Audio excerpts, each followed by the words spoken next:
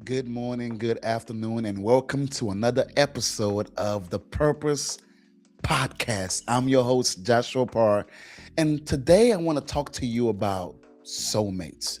Yes, you guessed it, soulmates. We just experienced Valentine's Day last week, the 14th. I went to the store and I saw a lot of flowers, a lot of red things. So everything was red. We got the red chocolate. It's the same chocolate, just in a different package and all red all over. And many people were in love, and many people found love. Many people lost love because what their spouse or boyfriend or girlfriend did not do for them for Valentine's Day. And everybody looks forward to Valentine's Day. For some husband, it is the one day that they show that they really love their wife. For some wives, it is the one day they show they really love their husbands. We try to go to a different city and found out all the hotels were booked out, not because a president was coming, not because there was a concert, but simply because of Valentine's Day, this day that we recognize as the day of love. And so I thought it perfect to talk about this concept of love, and particularly soulmates, because some of you listening right now may truly believe that based on your experience or lack thereof on Valentine's Day, you found or have a soulmate. And so I want to kind of talk about this concept of soulmates. Do soulmates exist? Is it a real thing? This concept of love at first sight, this concept of someone that is perfectly matched for you. Does that actually exist? Sit tight. Let's dive in a little bit, all right? The definition of soulmate, as the Merriam-Webster dictionary writes, it says a soulmate is a close friend or romantic partner with whom one has a unique, deep connection based on mutual understanding and acceptance. I'm going to read that again. A close friend or romantic partner with whom one has a unique, deep connection based on mutual understanding and acceptance. Now, based on that definition, do you have a soulmate? We're so enticed with this concept of soulmate. I heard people say this all the time. I have not found my soulmate yet. I haven't. That girl is my soulmate. That guy is my soulmate. Man, I think I lost my soulmate. Man, I think I found my soulmate. And we have this concept of this one person out of the billions of people in the world that is perfectly made for us. And if we don't find that one person that is perfectly made for us, we have not found love. What if we're wrong? Let's go deeper. So I looked up the definition of love. I said, well, since I'm on this journey of soulmates, let me find what the definition of love is. And love, by the way, Merriam-Webster dictionary says a strong affection for another arising out of kinship or personal ties. The problem with soulmate and love is all of these different definitions are human definition based on human perspective. And if I could be honest, the critical aspect about love is ever changing because one, humans are ever changing. And so as long as we leave it up to humans to define love, love's definition will constantly evolve, because we use the word love for both people, things, and places. And it's hard to differentiate because we're still using the same word. We say things like, I love my spouse, I love my partner. And then we say, I love my book. I love that place. I love that thing. And so it's hard to really give love a definite meaning if that same words is used for things that we may not care if we lost, and also for things that will probably devastate us if we did lose them.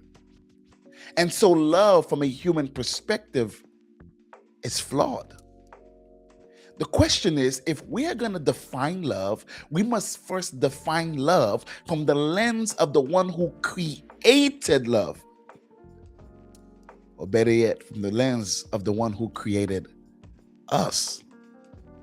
We are created by God. And so what does God say about love? I want to give you a biblical perspective on God's definition on what we may consider to be love, and also on what we may consider to be Soulmates. The Bible says in Genesis chapter 2, we see when the first man and the first woman were joined together. Genesis chapter 2, from verse 24, it says, "This is why a man leaves his father and mother and bonds." That word there, bonds, means to stick, to pursue, to join, to cleave together. It says, with his wife. So a man leaves father and mother, cleaves, joins, bonds with his wife, but it doesn't stop there. The next verse says, and then they become one flesh. It's not an instant thing. They become it. The question is, what was the basis for God putting this man and this woman together? The basis was quite simple. God took from the man, as the Bible tells us, and creates a woman. She is complete, whole, made in the image and likeness of God. And then he brought her to the man.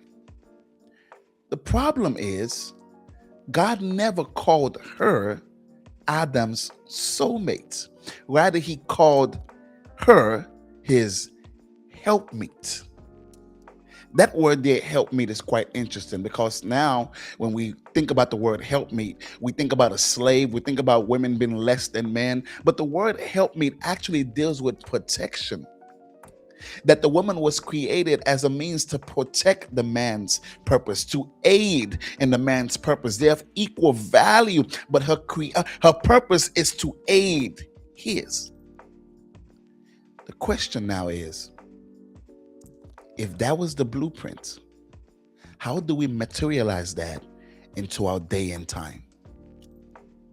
Is there somebody out there that has your missing rib, as we would say? No, that would be silly. The very foundation that we can pull, the principle we can pull from that example, is the basis of the woman that God gave to Adam, was that she was made by God. She was made by God. She had the Spirit of God on the inside of her. And that became the basis of her becoming his wife. Soulmates are not biblical, but helpmeets are. Helpmeet means there is somebody out there, quite a few of them actually, that could be an helpmeet. And the prerequisite for them to become your helpmeet, it's not based on culture. It's not based on height. It's not based on beauty. It's not based on EQ or IQ. The very foundation is this person made in the image and likeness of God? Does this person have the Spirit of God? That's what the Bible talks about when he said that we should not be unequally yoked, joined, bonded with an unbeliever. And so for the believer that believes in God, for the believer man that believes in God, the very foundation for your quote unquote soulmate is a woman that, one, believes in God and serves him. That is the very foundation. Then we can build upon that foundation. Are there shared belief systems? Are there shared value systems? Are there shared understanding, similar goals? These are things that you can build upon to be able to differentiate between those various women or men that can be your helpmeet. There's not one person out there that's created just for you. I challenge you to say there's millions of them. But you, just like Adam, have a free will to decide based on your personal desire, based on the pool of options of spirit-filled men and women.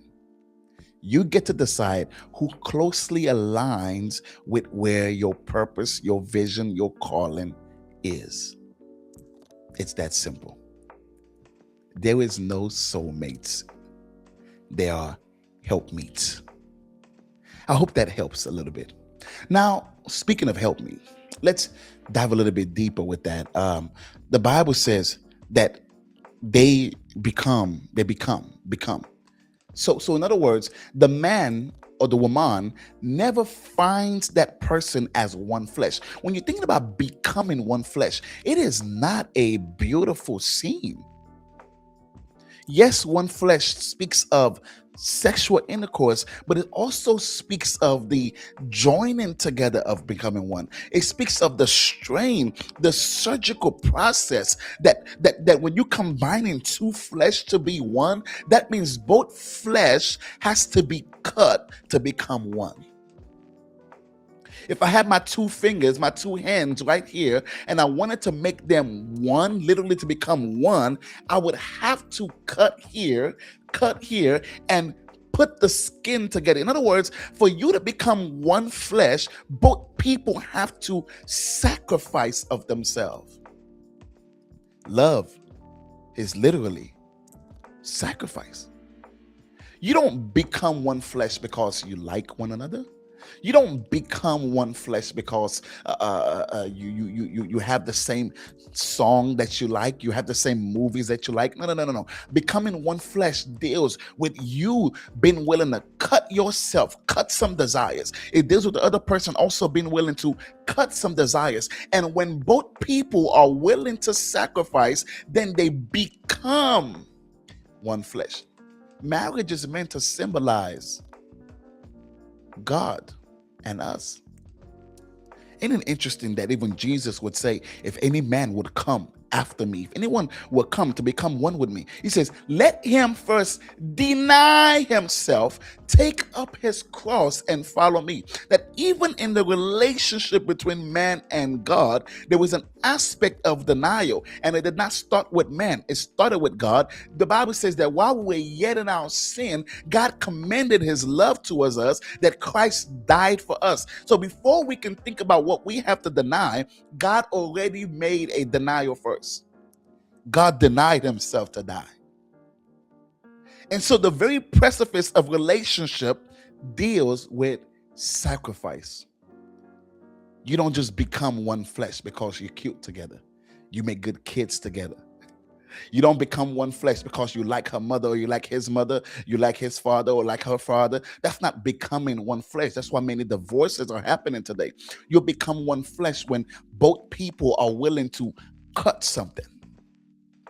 Both people are willing to say, I'm going to sacrifice here. Maybe it's my ego. Maybe it's my pride. Maybe it's the way I perceive myself. Maybe it's what I thought a woman should be or what I thought a man should be. When you becoming one flesh, it's not a one-day process.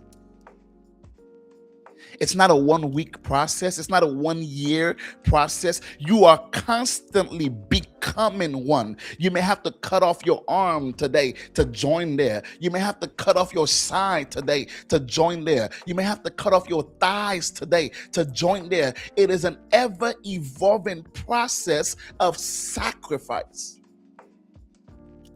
So just because you found your helpmeet does not mean immediately that helpmeet becomes one with you. You have to work it out. I'm giving you principles on how to navigate your love life. You have to work it out. Many of us who have given up on love so easily because it did not look like what we assume love should look like. We want that instant gratification love. But that doesn't exist biblically, neither does it exist on the earth. You become it. You work it. You work on it. You become one flesh. And when you do that, your helpmeet becomes your soulmate. And here's another part that I think is interesting. It talks about love. What is love?